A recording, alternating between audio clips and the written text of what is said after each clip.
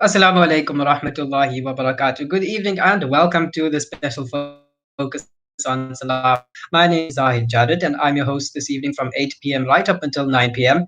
as we'll be discussing the latest developments in the Southeast Asian nation of Myanmar, a tropical country also known as Burma, well, officially Myanmar, but many still refer to it by its former name. So, yeah, what has happened since we last spoke? Locally, there's been a lot happening. The vaccines have arrived and the nation had to roll out with bated breath, some with skepticism, of course, to vaccinate or not to vaccinate. That's what many people are contemplating about at the moment.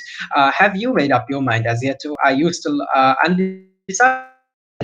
Do let me know what's on your mind regarding these and the various other stories making headlines at the moment. Last week, we had a really interesting conversation about the water situation in Rustenburg. So many of you still talking about that as well. One of the residents brought it to our attention, and we got the municipality to come on air and give their side of the story. So they gave an explanation with regards to the situation there. Saying the city's infrastructure can't cope with the demand and that they are working towards rectifying the situation. And then if you travel by bus, this story might concern you. Transport group Greyhound has announced that they will terminate the Greyhound and Cityliner bus operations by the middle of February. That's in just over a week's time or so. And this is the latest company to close operations in South Africa as the COVID-19 pandemic and weak economy takes its toll. So, of course, many people are going to be impacted by this as well. And then on Tuesday, an image surfaced on social media alleging that a relative of the Mpumalanga premier was awarded a COVID vaccine distribution tender just a day after registering her company. The premier has moved to dismiss allegations, but the DA in that province, being the official opposition, have called for more transparency. So those are some of the stories making headlines at the moment, and it will be interesting to hear from you. As always, what are your thoughts with regards to these and other stories throughout the show? Remember that you can engage with us. The number for your WhatsApp text messages is 061 766 0355. You can also tweet and tag at Salam Media, and if you are doing so, please don't forget to use the hashtag the special focus. Alternatively, you may want to drop a comment or a question below our Facebook and YouTube live broadcasts. We will take some of your comments that you send through. So we are looking forward to those, and we do hope that you send them through. We'll take a quick ad break right now, and when we get back, it's time to discuss all that's going on in Myanmar. Please do stay tuned.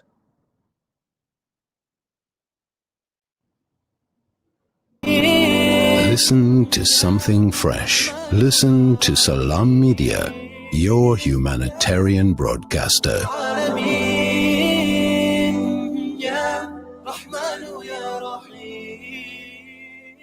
Shimmer, sparkle, captivate. Nothing less than a masterpiece.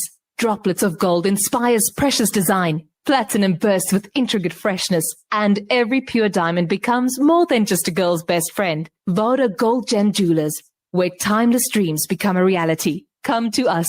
We tailor-make designer gold, platinum, and diamond jewelry. Trade in or remodel your old gold. Clad yourself with classy name-branded watches. We offer insurance valuation and freezer card calculation. Visit us at 534 Ridge Road, Overport, or call 031 208 9142. Voda Gold Gem Jewelers, manufacturers of fine gold and diamond jewelry.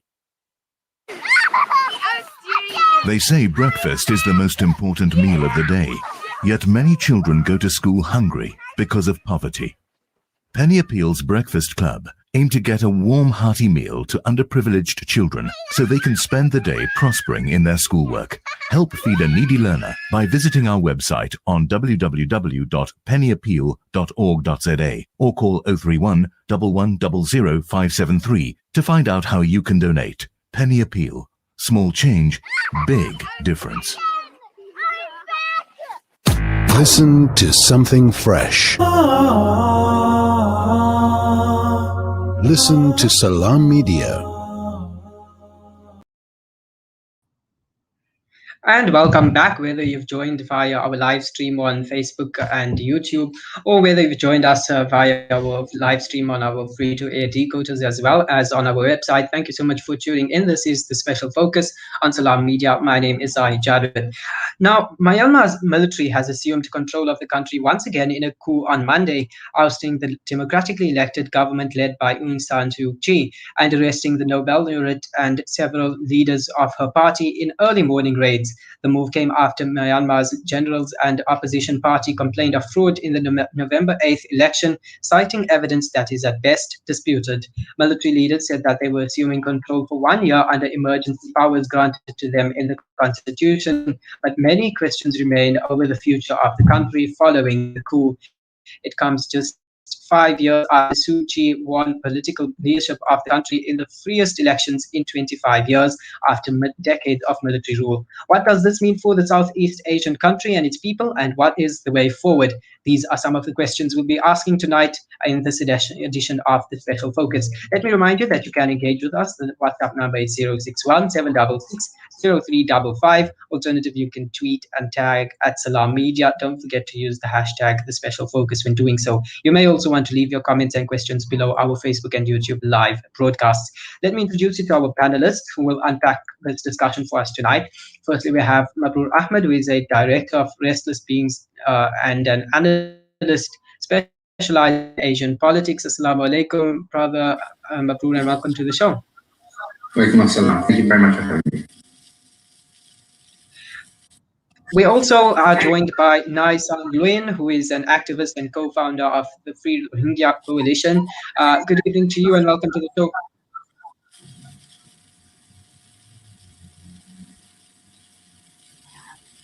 Mr. Nai San Nguyen, if you could unmute your mic. Thanks so much. Welcome to the show. We are also joined by Advocate Shabnam Mayat, who is an organizer of the Protect the Rohingya organization. Assalamu alaikum to you and welcome to the show as well. Walaikum salam. Thank you very much for having me. Last but not least, let me introduce Dr. Maung Salmi, a human rights activist and the co-founder of 4C.co. Good evening to you and welcome to the show as well. Salam. Walaikum salam. All right, so we'll start off with you, Mabrur. Why did Myanmar's military find it necessary to engage in a coup on Monday? Brother Mabrur, if you could just unmute your mic. Sure, and it was muted for me. Yeah, I think, look, there's obviously a number of reasons. But one of the key reasons I believe is just to restore, I suppose, the order of the day. Democracy wasn't really democracy, even with Suu Kyi at the helm. It was just a faux pas of what democracy should be. When 25% of the parliament seats are reserved for the military, and when the military themselves hold on to key positions like foreign affairs and defense, this isn't what we understand in the wider context of the world of what military is, of what democracy is. And so this is just a resetting, if you like, of the order of the day, which is the military are a judge, judiciary, and executioner of what they understand to be the state and nation of Burma. So, Nai San Nguyen, would you believe? What are your thoughts on this? Was there an actual democracy during Suu Kyi's leadership up until today, until the military actually took over on Monday? In fact, was there an actual democracy during that period? Yeah, she will. After she came into the power in the last 5 years, I didn't see any development in the country. She could not change anything, and mostly military was holding the power. And during this 5-year period, there were two major events in Rakhine State against the Rohingya, so-called clearance operation. These two operations resulted 850,000 fled from the country to neighboring Bangladesh. And as you know that ten of thousands of Rohingya were mercilessly killed, slaughtered, shot dead, and even small baby were thrown into the fire, and thousands of women as young as 9 years old girl were raped by this military. So basically, she was collaborating with the military to keep her position safe. So she defended this military at the International Court of Justice just a year and 2 months ago in The Hague, and she dismissed the genocide. She was always say covering the crime of her partner military, and she called the rape as fake rape. So basically, in the country, if I look at this majority of the people side, there is no freedom of speech, no freedom of press. Everything is like like the people living under the civilian dictatorship. Only the Mm. difference is the military wear the uniform, our government is without uniform. The people were in the same condition. Now the coup is just disagreement between these two groups, her party and the military. So now the entire population in the country is going to suffer because this we don't know. Even they are saying this is for 1 year. Maybe it will be maybe for 20 years or 30 years. The military know better than us. How long they are going to keep this power with them. Mhm. So I understand there might be quite a bit of uncertainty with regards to how long the military intends on, clinging onto this power that they've now assumed, and we'll get to that part in a bit. But before we move on, Nai, I just want to get a little bit deeper into one of the points which you mentioned. So you say that the military, well, Aung San Suu Kyi has been covering up for the military so far. Uh, Certain crimes that they've allegedly perpetrated have been covered up by her in order for herself to save her position. However, it seems as though the military has turned its back against her in this particular instance. When backing the opposition, who were demanding a rerun of claiming widespread fraud. Uh, why exactly would they turn their back on her? So Right? it's too much. Can you repeat little bit because the last part was too noisy. Okay. So what I was saying is that uh, the point you made earlier on was that Aung San Suu Kyi has been covering up so far for some of the crimes which have been perpetrated allegedly by the military. However, it seems as though the military has turned their back on her suddenly, backing their position in demanding for a rerun of last year's election. And when that didn't happen, now suddenly a coup was enacted on Monday. So why the sudden change in their position from the military's position? Why have they seemingly turned their back against her?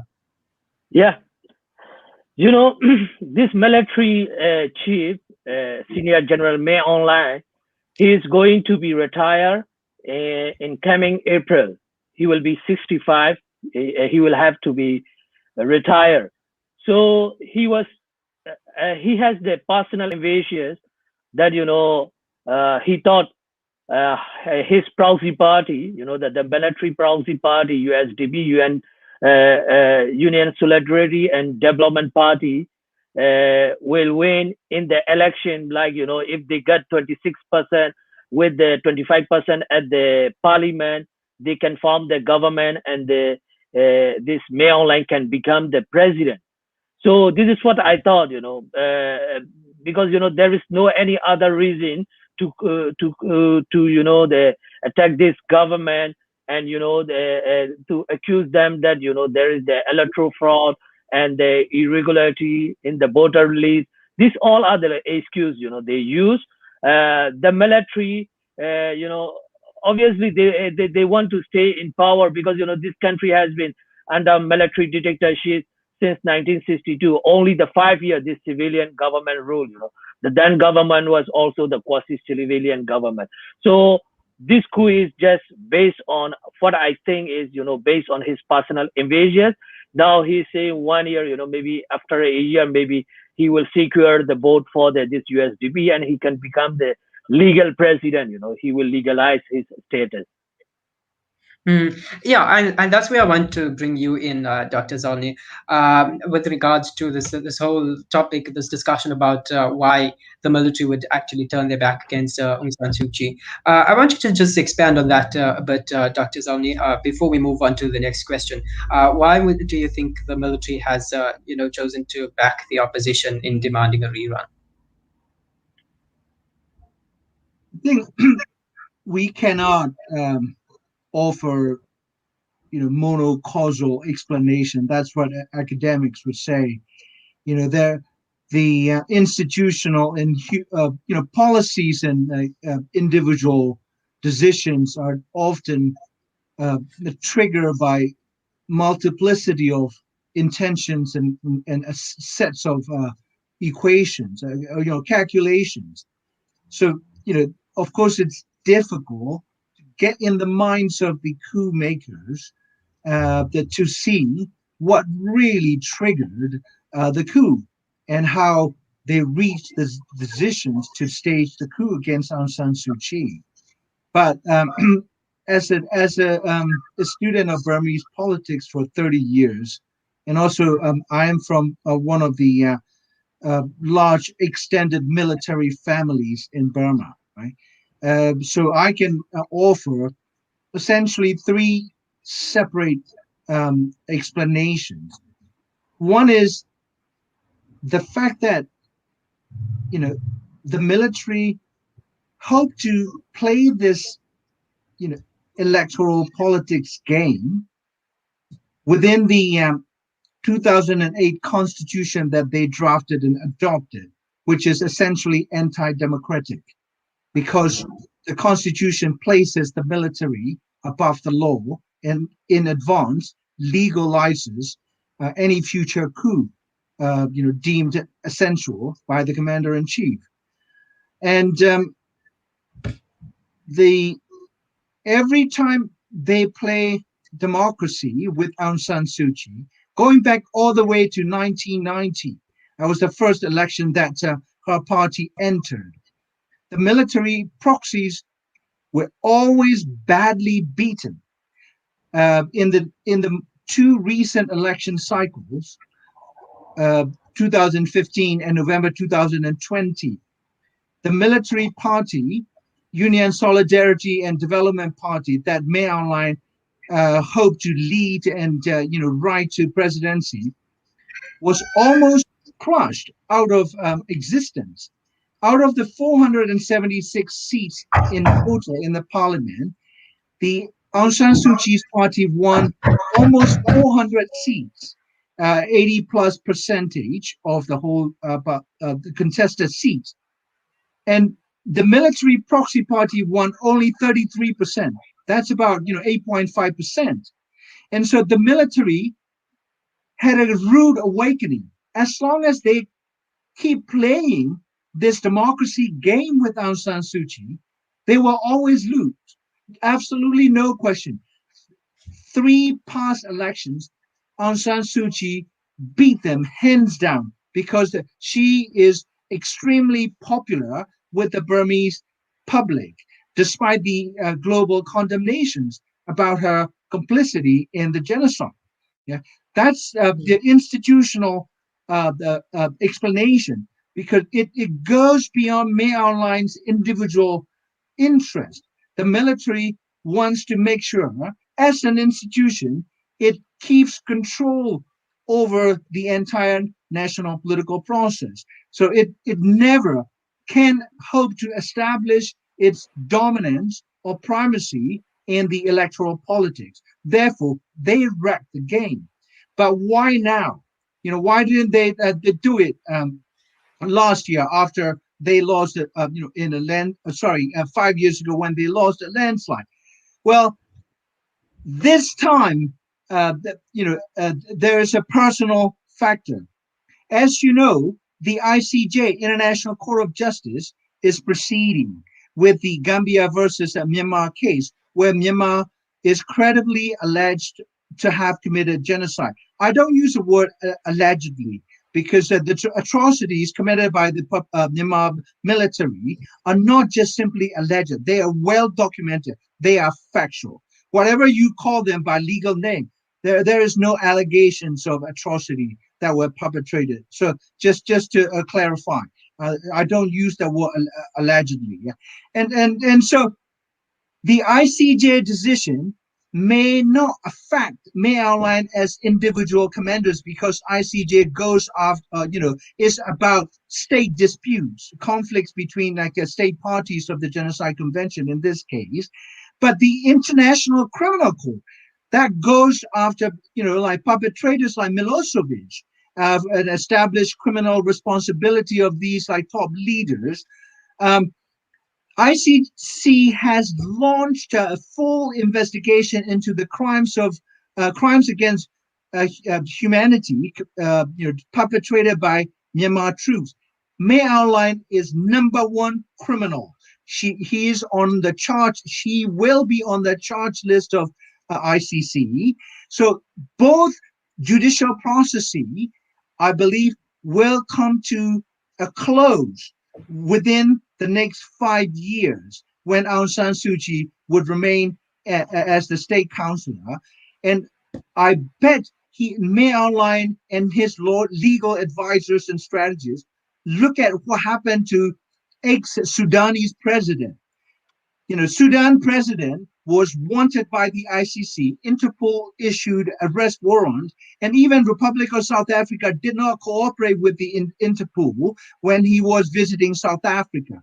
And now he has been deposed by his own younger generation military leaders. So he's a fair game. He will be tried for the genocide in South Sudan, right? So that is a very, very powerful factor.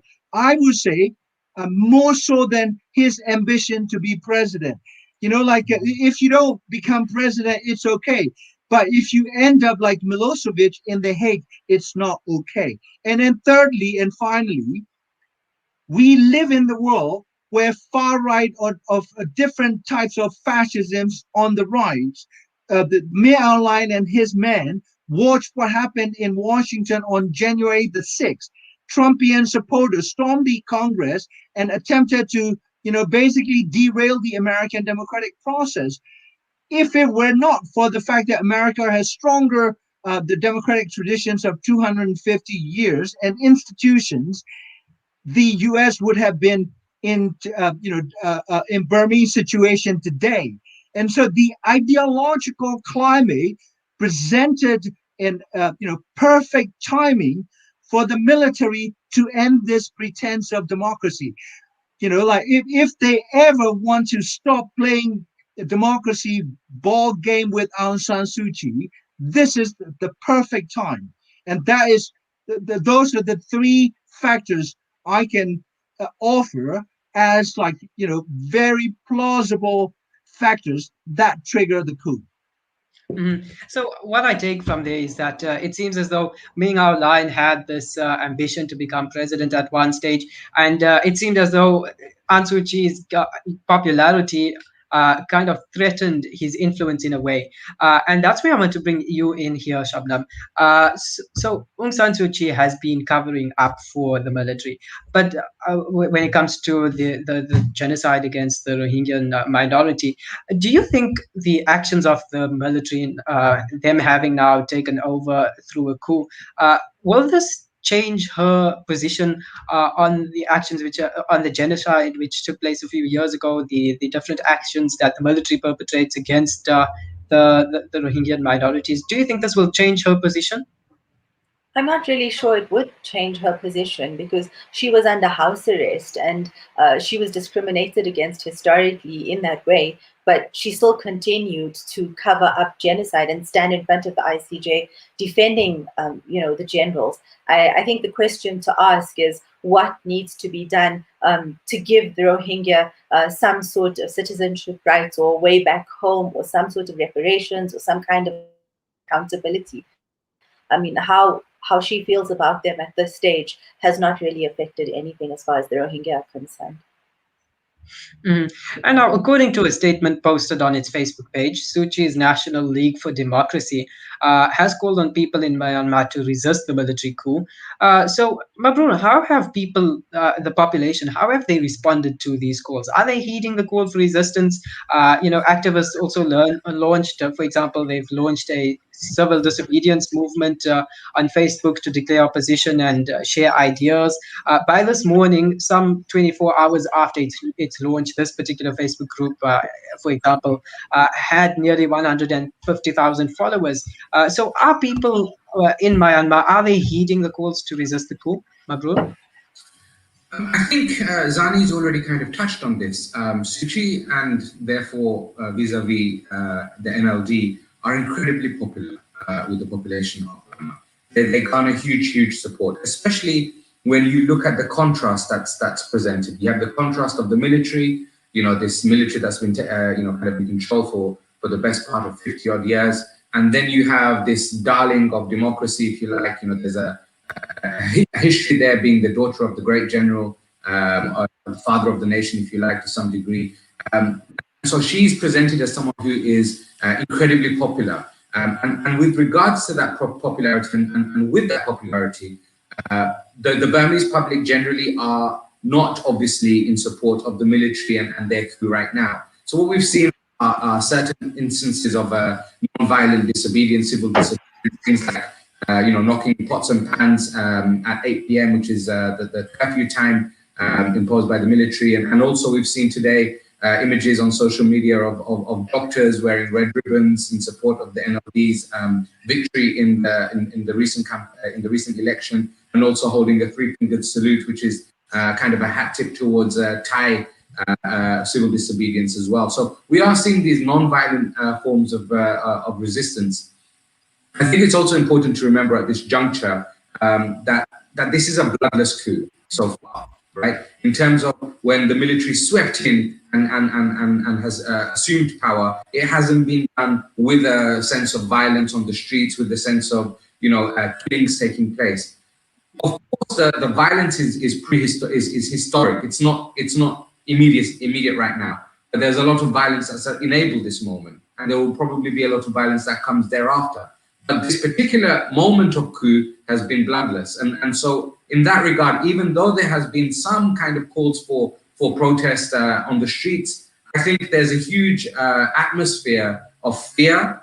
And there's also a history and a psychology of knowing what the military has done and will do in situations like this if there was mass civil unrest and mass civil protest movements. And so I think we will probably continue to see is more of this civil disobedience, this non-violent approach. Mm-hmm. And interestingly, you mentioned the history of the country. There's been a sort of violence for some time during the period over the course of history. So where does this particular events of Monday, where do they fall within the broader history of the country? I'm sure you'd recall the 1962 Burmese coup, which was successful. And a few years ago, there was a civilian government which was restored, and now a coup once again on Monday. So where does this fit within the history of the country, Mabrur? I think rather than looking at the military's victories, we should probably look at the civil society's victories. So, if you go back to the 88 generation, if you go back to the Saffron movement, in those two particular instances, which are in quite recent history, you see a mass of people, a very good representation of the general public coming together under an umbrella of democracy and trying to shut out and shut down the military. And to an extent, they were successful to some degree with the 88, after the 88 revolution, if you like, there was calls for an election, and that's when NLD came to power, or was supposed to come to power with Suu Kyi in 1990. And after 2007 Saffron movement, we did see the rewriting of the constitution. So they have had relative success. But also going back into the history of the military, the military have done exactly what they have wanted to. Their objective has always been to dampen down this idea of a civilized democracy and the idea of an authoritarian rule. And even now, when they're talking about restoring democracy, it's like an authoritative democracy. They're calling it, I can't remember the exact term, but they're calling it sort of like a diminished democracy, which is cleaned up of any kind of voice of dissent that might come for asking for more democracy, more freedoms, and more rights. And then, of course, you have to look at the history of the military against the ethnic minorities and ethnic communities in Burma. And we're not just talking about the Rohingya, of course, it's well documented, very much passionate from a lot of people, the genocide of the Rohingya. But also we have to remember other ethnic communities like the Karen, Kachin, and the Shan, and the Chin even people who have faced the backlash of this most authoritative of militaries. And also one of the points which were picked up on by Nais Ruin as well as Dr. Zani is the fact that Aung San Suu Kyi is quite popular amongst the Burmese people and the population of Myanmar on the ground as well. So now power, with this coup having taken place, power has been handed over to Commander-in-Chief Min Aung Hlaing. So just how influential is he in Burmese politics now? Yeah. So yeah, as you mentioned, the Aung San Suu Kyi, she is the most popular politician and in Myanmar, not only in Myanmar but also across the world.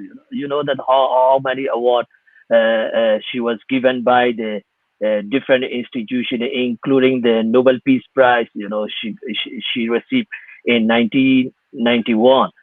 So in the country, the majority of the people believe that she's only their hope, because this popularity she gained because she's a daughter of the founding father of this modern Burma in 1948.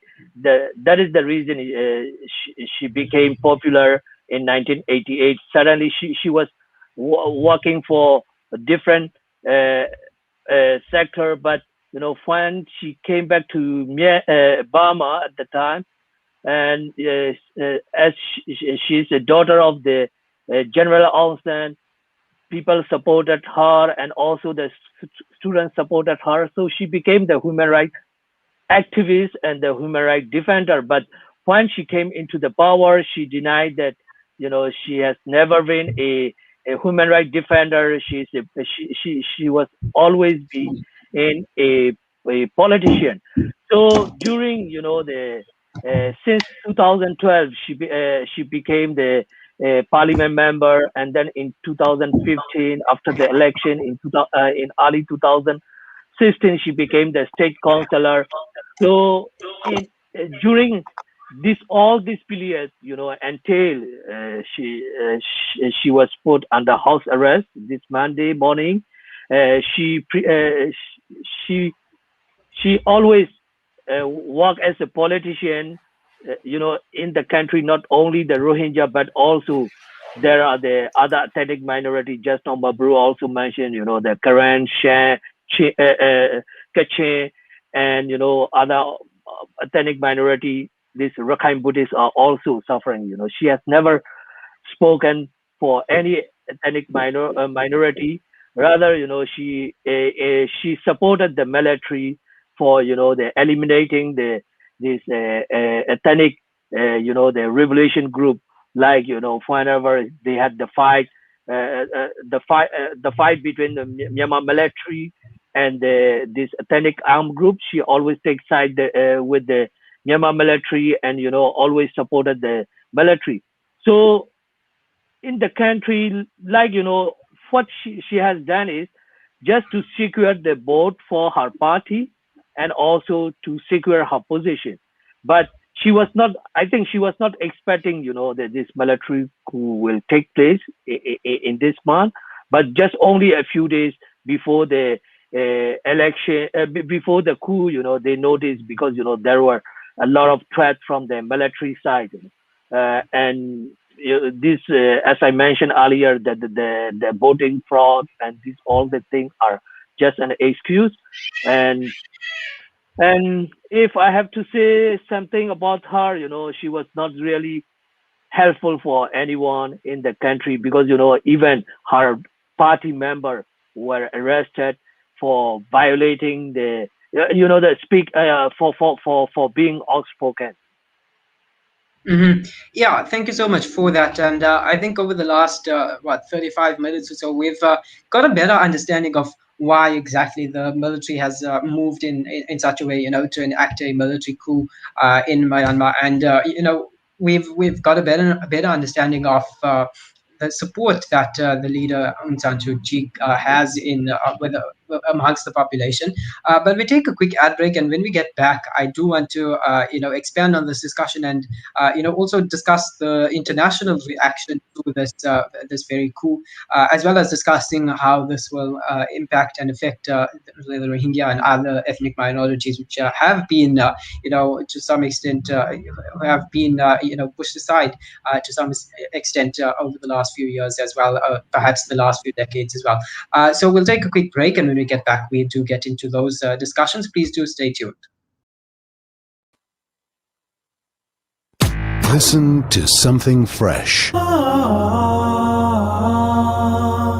Listen to Salam Media. Enduran Boys College is an independent boarding and day school situated on the N1 highway in Polokwane. We encourage intellectual and emotional development through a holistic learning environment. We follow the NCS CAPS curriculum and house boys from grade 6 to 12. We have boarding facilities also available from grade 6 to 12. Enduram Colleges aspires towards being a premier institution of learning by offering quality and value-based education that aims to serve humanity. Enduram College is safe haven and a home away from home. It's registered with the Department of Education and Umalusi accredited. For more information, contact us on 078 452 6264 or follow us on Facebook or Instagram or email us on polokwane@interimcolleges.co.za. Osman's Taj Mahal Spice and Rice. For over 80 years, Osman's Taj Mahal have been perfecting the art of the perfect blend of spices, pure, aromatic, and well-seasoned. Spices to tantalize your taste buds. From creative cuisines to gastronomical gourmet goodies. From exotic odors to traditional dishes, Osman's Taj Mahal have remained synonymous with quality spices and condiments. Taj Mahal rice, beans, and lentils. Try our range of chili bite mixes, rose and ilachi syrup, our quick and easy biryani pack, and our traditional range of spice blends. Osman's Taj Mahal. There is no substitute for quality. A strip of land with over 2 million people blockaded for 13 years. Healthcare is on its knees, food is scarce, and water is inadequate. COVID has wreaked havoc in the lives of the people of Gaza. 53% of the population live below the poverty line. 80% of Gaza relies on external aid to survive. And 20,000 children are now orphans. The future is bleak. Please, don't forget Gaza. Donate now to Islamic Relief. DuziMed Medicine Depot Retail Pharmacy and Emergency Medical Depot. Conveniently situated in the DuziMed Medical Center, Corner Burger and Bosser Street, Pietermaritzburg. We provide safe, affordable and convenient medical facilities. Open till 10 p.m. every day of the year. We have a full-house clinic that operates from 2 p.m. to 7 p.m., which is run by a qualified sister. The clinic offers immunization, vaccination, wellness, general consultation, and more. Call DuziMed Medicine Depot on 033 3421 DuziMed Medicine Depot, your pharmacy of choice. It's a new beginning. It's a new era. Salam Media. Humanitarian journalism. 39 minutes past 8 p.m. Central African Time. You are tuned into Salam Media. Special focus. My name is Zahid Jadud, and this evening we are unpacking and analyzing the coup which took place in Myanmar a few days ago, in fact on Monday, and we are trying to get a better understanding of why this happened and what it means for the country, moving forward, and what it means for the people of the country as well. And if you've just joined us, thank you so much for tuning in, whether you've joined us via our live stream, our audio live stream, or our video broadcast. Thank you so much for tuning in. And if you'd like to comment and if you'd like to like to put a question for our panelists as well, you may certainly do so via our various social media platforms, Facebook as well as YouTube, as well as Twitter and WhatsApp. The WhatsApp number being 061 766 Let me just recap our guests for this evening. So we have Mabrur Ahmed, who is the director of Restless Beings, and he's an analyst specializing in Asian politics. We also have Naisan Lewin, an activist and co-founder of the Free Rohingya Coalition. We also have Advocate Shugam Mayat, who is an organizer of the Protect the Rohingya organization. And we have Dr. Maung Zani, who is a human rights activist and the co-founder of 4C.co. Now, coming back to the discussion and picking up from where we left off earlier on. So, Advocate Shubnam, if we could begin with you in the second segment. So, what does this mean for the Rohingya minority? How will military rule impact this group in particular, considering that the Burmese military have been time and time again accused of ethnic cleansing and genocide by various United Nations agencies, international criminal court officials, human rights groups, journalists, and governments. The military operations have displaced a large number of people, if we were to state facts, and have even created a refugee crisis, and that spills over, of course, into neighboring countries such as Bangladesh as well. So life wouldn't be too good for the Rohingya under military rule, especially since it's returned, I presume. I think we have to start by understanding that Min Aung Hlaing is the person with blood on his hands. He's basically the architect of the genocide. He's forced the Rohingya to leave their homes, his military crackdowns, which he decided to, this was his policy. And now we're sitting with 1 million Rohingya in Cox's Bazar. It's become the world's largest refugee camp. And there's 600,000 Rohingya still in Myanmar. And their future in terms of repatriation is entirely dependent on the man who thinks that them still being in the country is unfinished business. So, of course, the situation is pretty bleak. It sounds, unnecessary to even start on the topic of, repatriation discussions at this stage, because where will there be safe, protected, and dignified return, to a man who's perpetrated the genocide? And the situation of minorities, it's going to be a huge problem for all minorities. Under Aung San Suu Kyi, the situation didn't improve. And we've been hearing a lot about, how repatriation discussions will continue. I think Maung Zani and Naisan are well placed to tell us, how they feel about that. But for the Rohingya inside Bangladesh, there's been a lot of concern, a lot of confusion, they're in a very uncertain space right now. Yeah, and interestingly, you mentioned the Bangladeshi repatriation process, and it would be interesting to see how this military coup and takeover would, in fact, affect this process. Bangladesh has called for peace and stability in Myanmar, and has said it hoped to continue the process of voluntary repatriation of Rohingya refugees with its neighbor. That leads one to wonder how the latest developments in Myanmar will affect the repatriation process. So if Dr. Zani could just expand on that, it would be great. Well, repatriation is completely off the table. You cannot. I mean, like when Aung San Suu Kyi government was there, it was her government that was negotiating or reaching bilateral agreements with Bangladesh. And, from the Burmese military side, they could just simply say, we're not going to honor the, bilateral agreements that you signed with Aung San Suu Kyi government, because the military was not at the table. It was Suu Kyi's representatives, right? And so or they can just, they say that and they say we have to restart the negotiation. And so, they can just buy time, months and months talking, right? And the second thing is, the situation of the refugees from Burma in Rohingya, about 1 million. I think Bangladesh needs to start, reviewing its policy very critically and self-honestly, because, Bangladesh has dealt with this issue or has had this issue since 1978, when the first wave of large-scale exodus of Rohingya took place. And Bangladesh has 40 years to devise a national strategy to deal with chronic waves of the impact of Burmese genocidal purges, and it does not seem to have any coherent policy. So instead, Bangladesh is taking its frustration and rage over the absence of any progress on repatriation on the part of the Burmese and also the so-called international community that failed to put enough pressure on Myanmar government or military to take back 1 million people. So the Bangladesh taking it out on the Rohingyas.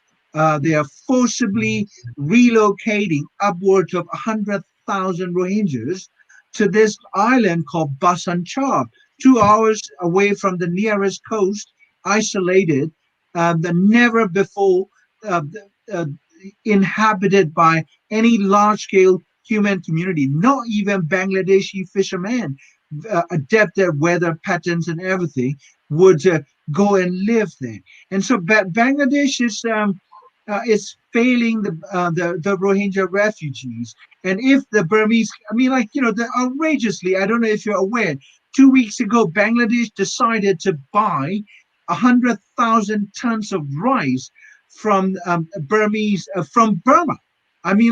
You cannot have this schizophrenic foreign policy. On one hand, you are buying rice from the genocidal killers, and then on the other hand, you say you want to be good friends and you want to work with the Burmese government, military or civilian, to repatriate the Rohingyas peacefully.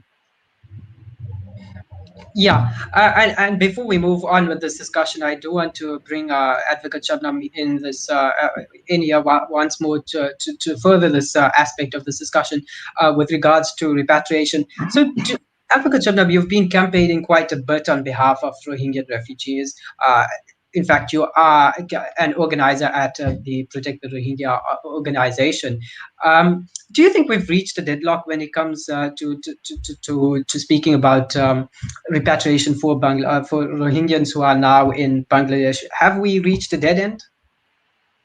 I think I have to agree with Dr. Zani here. I think that's just off the table right now. Maybe what we also need to speak about is Basanchar, as he said, and we need to speak about integrating Rohingya into Bangladeshi society so they can go to school and they can seek livelihoods and they can, be in charge of their own lives. Because at this point, they're keeping them in this mega camp. They're building fence around it. There's increased surveillance. What opportunity is there for new generations of Rohingya to actually have an opportunity at a normal life?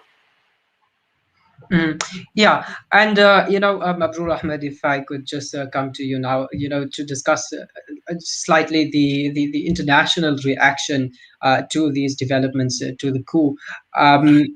What do you make of the reaction? China has said that it hopes all sides in Myanmar can manage their differences within the constitutional and legal framework and uphold stability. US President Joe Biden said that the military takeover and the detention of civilian officials is, quote, a direct assault on the country's transition to democracy and the rule of law. So what do you make about the international reaction? What do you make of the international reaction to Monday's coup? I think there's nothing surprising there. There's nothing surprising there at all. For China to, they essentially labeled the military coup as a reorganization of the cabinet. So that was the reaction. The UN Security Council met yesterday. They couldn't even agree on a statement. We're not talking about a resolution. We're just talking about a simple statement. They couldn't agree on a statement. The sort of condemnation that we've seen has been from countries like the US, Australia, UK, etc. But even then, really, it's been a lot more vociferous than when the genocide happened against the Rohingya in terms of speed. But even then, they're not really, no policy has shifted here towards Burma. Zani touched on Bangladesh's relationship with Burma. I think their policy has been quite consistent. They agreed a repatriation deal. The repatriation deal isn't serious. It's never been serious. They have continued to keep their bilateral trade with Myanmar by buying, these 1,000 tons of rice and many other things as well. On an international spectrum, at times that they speak of being the mother of human rights and looking after the Rohingya. But at the same time, inside the country, it's vitriol. The policies inside the country is absolute vitriol. I understand also from other neighbors around the region, the ASEAN countries generally take this idea of having silence when they talk about their neighbors' internal sovereign affairs. India, of course, with Modi being the first foreign leader to visit Burma when the genocide was going on, he said nothing of it then, and he says nothing of it now. And Zani also mentioned this earlier on. It's the climate that we're in. We're in a climate of rising populism, of far-right extremism. I think it's time we attributed terms like fascism to the Burmese military and now government as well. So I'm not surprised by the international reaction. One idea is to impose huge sanctions on Burma. Of course, that's a good idea in many terms, but at the same time, it does affect and it does hurt the people of Myanmar, and they haven't done anything wrong. So the sanctions, if they are going to come, they have to be very specific. They have to be targeted not at individuals, but at the military as a whole, its business interests as a whole. We have to look at the fact that they are buying arms. Burma is buying arms through the proxy of Israel and China mostly, and produced by many European countries. That whole process needs to be looked at severely if we're really going to talk about kind of a protection of human rights and democracy. But my fear is that that's not really of interest. If Burma is buying arms from European countries through proxies like Israel and China, that's good business so far as the world powers are concerned. If the local nations also trading with Burma, a country that they've not been able to trade with for many, many years, they're not exactly going to turn around on their heels and reverse those decisions. So I think the world's reaction is consistent with this policy of capital liberalism. I don't think it's going to change. And these notions of democracy and freedom and human rights, as much as it pains me as a human rights activist, are just notions. They are not reality. They are not pragmatic. And we can hope for them, we can campaign for them, but really, realistically, will they happen? I'm not quite so sure, and I'm not quite so optimistic either. All right, thank you so much for that. We do have about 8 minutes remaining until we've got to end the show, and so we've got to begin wrapping up with this discussion. It's been a really interesting discussion so far, and if you've just tuned in, we are discussing the coup that has taken place in Myanmar and the repercussions of this. In fact, there's something I wanted to touch on, a particular aspect being the repercussions for the region. When the Rohingya genocide took place a few years back, it overflowed into Bangladesh as well.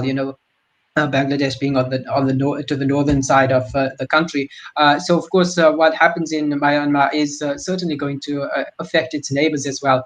But we've got to move on and begin wrapping up this discussion now. So if I could just quickly move on to you, Nay-San Luin.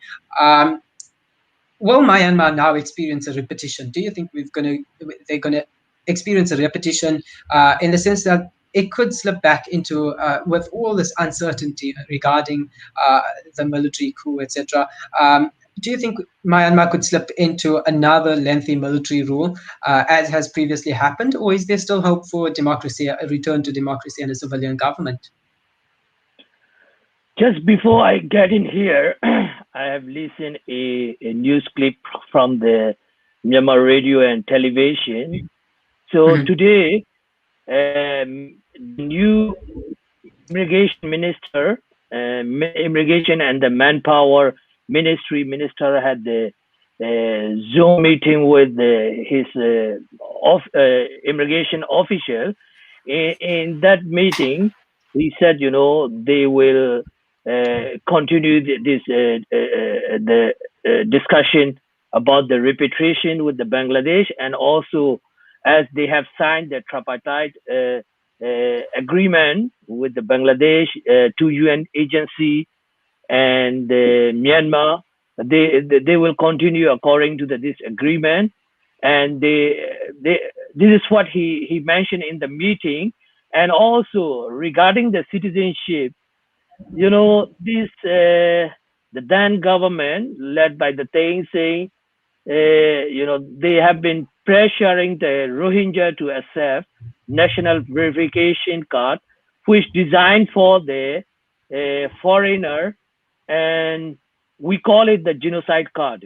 So since then, we have been rejecting this card, but they have been pressuring us. Still, even today, the immigration official and the Boragat police went to the villages in Mount Township, and they offered this card.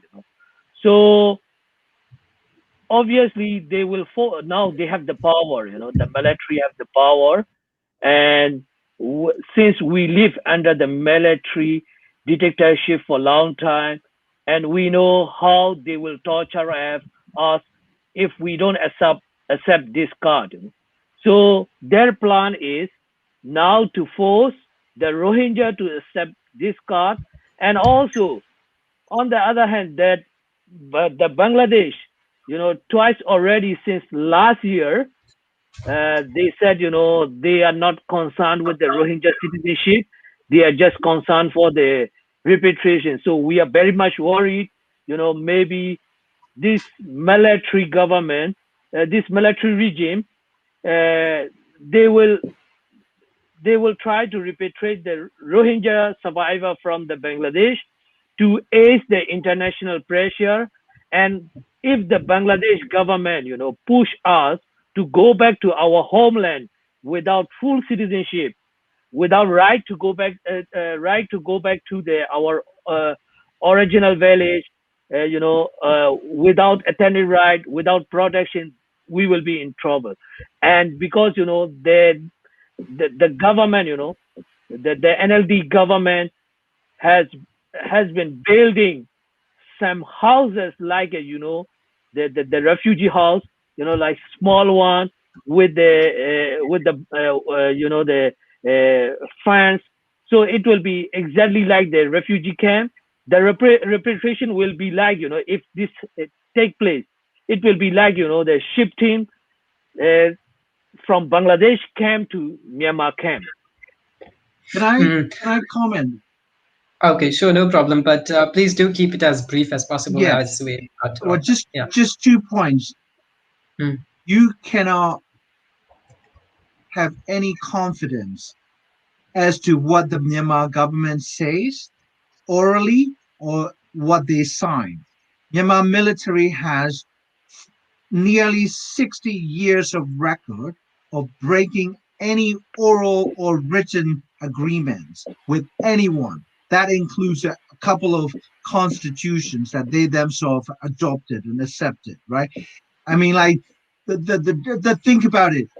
33 million people voted for, went to the polls on the 8th of November. Military just simply dismissed it. Forget this, like, the 3 or 4 or 5 page bilateral agreement with with Bangladesh. And then finally, within the military, the unaccepted total rejection of Rohingya is a policy.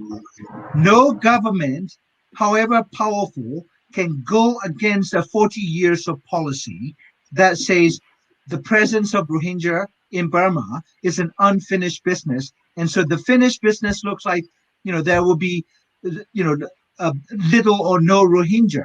And so there will be massive pushback from veterans and, also public opinion. I simply do not see repatriation of more than, the 10, 20,000 out of 1 million. All right. Thank you so much for that. We do have about a minute remaining, and quite a few comments as well coming through from the listeners, be it on WhatsApp, on Facebook, as well as YouTube as well, and Twitter as well. Thank you to all the listeners for your comments. But I just want to give, before I read a few comments and wrap up, I want to give each one of the panelists about 30 seconds each to share their final thoughts with regards to their opinion of how they see Myanmar moving forward. Shabnam, you can go first. I think that I just want to say, as South Africans, perhaps this is a time for us to do something. We've not done enough. And in November, we acceded to the ASEAN Amity and Cooperation, the TAC agreement. So perhaps it's time for us to put some pressure on the South African government to actually use their position in the region to say something. All right, thank you so much for that. Mabrur Ahmed, your final thoughts? I think the Burmese people have spoken time and time again. It's about time that the country is built on the civilian population and their aspirations for democracy and freedom and rights. And I'm not hopeful, but I'm not optimistic. But at the same time, that's what we have to campaign for. That's what we have to keep fighting for. Mm-hmm. Thank you so much for that. Nelson Lynn, your final thoughts? Yeah, I want to give a message to the international community, including the South African government and the public, So here I will say first about the Rohingya. Our suffering is more than 40 years, So we want to end this suffering. We want to live with the human dignity as other. So we don't want that this, the concern statement, worrying statement. We really want the practical action, serious action against the military and the government, who have been committed gravest international crime against us. And also for fellow Burmese, they should not suffer under the military dictatorship. It is time to take the action against this military regime who have committed the crime against all the ethnic minority in the country, including the Rohingya. Thank you. All right, thank you so much for that. Dr. Zalmi, your final thoughts? Yeah, at the height of the apartheid system in South Africa, the overwhelming majority of people stood up and boycotted apartheid regime because apartheid was declared a crime against humanity, right? And so we have in Burma a regime that has committed all crimes in the international law book, crimes against humanity, war crimes and genocide. And it's about time South African government and South African public take the lead, calling for the similar, international boycott against Myanmar, because the perpetrators are in power against democracy, majority Buddhist public, against Rohingya Muslim, against all other ethnic groups. And so, this is 3 times worse than apartheid at its worst time. And so I think South Africa has a moral duty to undertake this, a global boycott against Myanmar. Mm-hmm. And I see Shabnam nodding ahead right away as Dr. Sonia and Nelson Lwin speak about the South African government's position and the South African public's position, because we've been through apartheid, not myself personally, of course, but as a country we have been through that, and of course there are many lessons to be learned and solidarity to be shown. If I could just read a comment before we wrap up and close off, is a comment from Ivera Cheneva. She's a political analyst based in the United States, and I'm glad she's commented on this as well. She has been on the show as well in the past, discussing other topics as well. So she says, as someone who has been commenting on the capital events for American progressive media, I see clear parallels between the military coup in Myanmar and the capital events. Both were a reaction in attempt to dispute the November elections on the basis of fraud. Both involved armed men intending to capture senior government officials. Both happened in democratically unstable countries. Best regards, Iveda. So I think that the juxtaposition between the events on Capitol Hill last month, was it, and the events in Myanmar on Monday. So the juxtaposition there, and that's her opinion on this. Many other comments as well from listeners on Facebook and WhatsApp as well. But unfortunately, we don't have much time to get into them, and much more we'd like to discuss. But same there, unfortunately, not much time to dig into those. But thank you so much for your time to all the panelists this evening. Thank you. Thank you. Thank you. And that's where we're going to have to leave it. A really fantastic and interesting discussion, an important one regarding the Myanmar coup, which took place on Monday. Our guest, Mabrur Ahmed, who is a director of Restless Beings and an analyst specializing in Asian politics, speaking to us live from the UK. San Lewin, activist and co-founder of Free Rohingya Coalition, also speaking to us live from Germany. Advocate Shabnam Mayat, organizer of Protect the Rohingya, speaking to us live from South Africa. And last but not least, Dr. Mawing Zavni, human rights activist and co-founder of 4C.co, also speaking to us live from the UK. But that's where we're going to have to leave it this evening. Please do continue with this discussion off air. You do know how to continue. You can engage with us on social media, on Twitter, Facebook, YouTube, Instagram, the various media platforms that there are on social media. But that's where we're going to have to leave it for this evening. Thank you so much for your time, and thank you for tuning in. It's been a pleasure being your host, myself, Zahid Jared, and the team, Sadiq Joseph, the technical producer. Thank you so much for tuning in. We'll do it again next week, same time, same place. Please do stay tuned to Salam Media.